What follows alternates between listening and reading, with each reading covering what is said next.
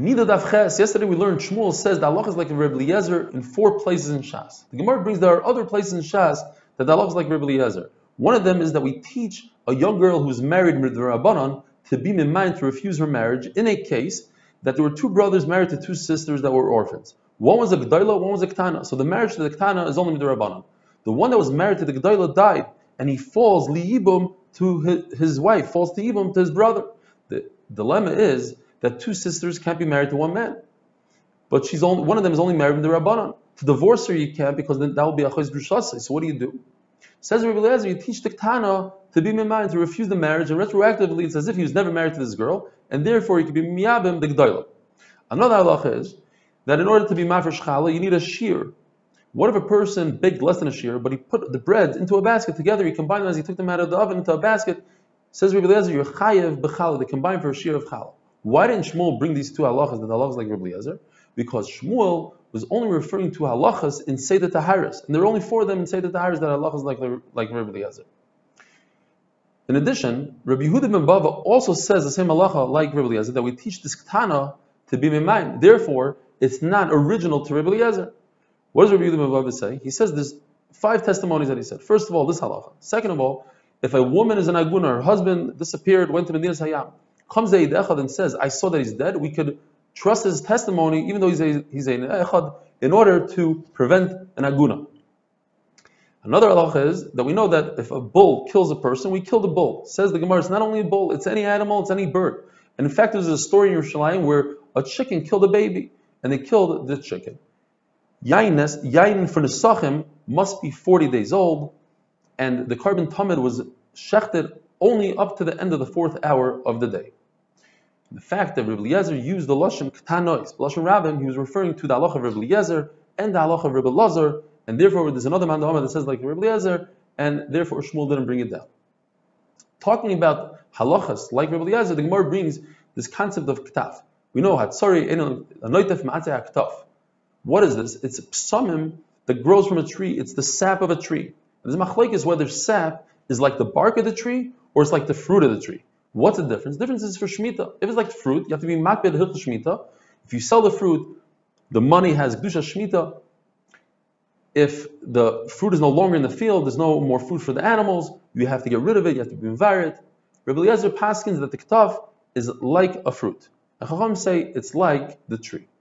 According to Reb Zeri in one pshat, the sap of a tree is like a tree, but the sap of fruit is like fruit. According to another pshat, it depends what kind of tree it is. If it's a tree that bears fruit, so then the sap is just extra, it's not the real deal, it's not real fruit. But if the tree doesn't bear fruit, then regarding this tree, the sap is its fruit, and therefore you have to treat it with the respect of Shemitah and Arlo.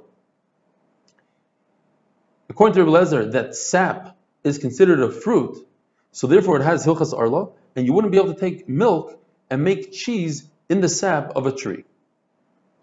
Machlekes, when do we say Havdalah in Shemon Esrei of Matzah Shabbos? We today say Havdalah like Rabbi Akiva, before Chonan Das. It's the 4th bracha, and Chonan Das becomes the 5th.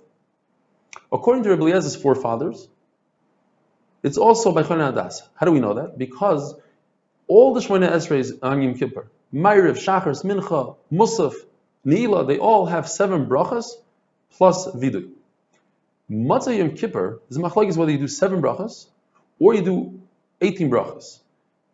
Rabbi Eliezer's forefathers say 18 brachas in order to stick in Atachinan Tanu Havdalah by Chonan Das. But Rabbi Eliezer himself holds that Havdalah is by Moedim, and in fact today we don't paskin like him. We learned that a woman who hasn't seen dam, and then she sees dam, so we say she's tummy from here on out, but not backwards. What about a woman who's never seen dam, but she saw dam besulim, or she saw dam because of birth, but not dam nida? Says the Gemara, she has the same status as a woman who has never seen dam before, because the dam that she saw now doesn't count towards dam nida. There are 3 psulim in the Gemara. One is a woman who is a psula. Nafkimina, if a kohen gadol can marry her, or what kind of ksuba she gets. There's virgin soil.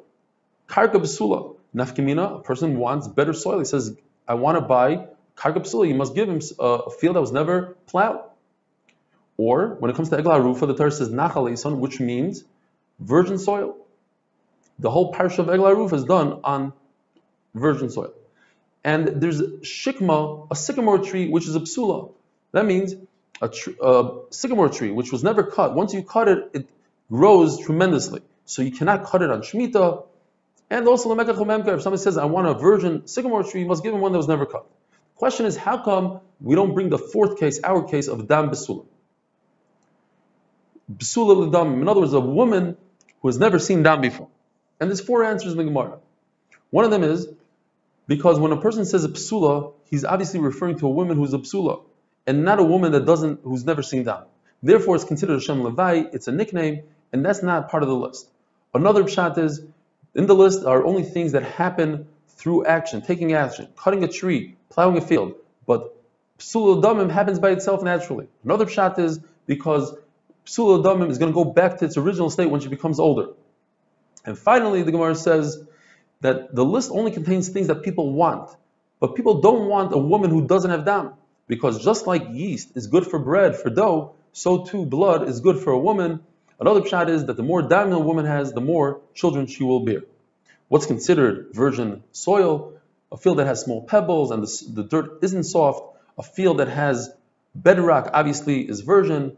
And a field that has earthenware in it, you know that somebody plowed it before. As the Gemara said earlier, that a woman who's pregnant, you don't go backwards, her dam starts from now. What's pregnant? 3 months. And there's a zeicher, there's a simon in the Torah. When they came to Yehuda and they said, Zansa, Tamar Kalascha, by Tamar, she was Mizana, they knew that when she was 3 months pregnant. It's not a perfect raya, because there are some that are pregnant only for 7 months, and perhaps we would say that their simon, that you could tell that they're pregnant, a third of their pregnancy. Now, somebody who has a chazak that she's pregnant, but at the end turned out that she gave birth to a sack of ear, nevertheless, she has halacha of a pregnant woman, and her dam only goes forwards, and we don't say she's tamei, retroactive. Have a wonderful day.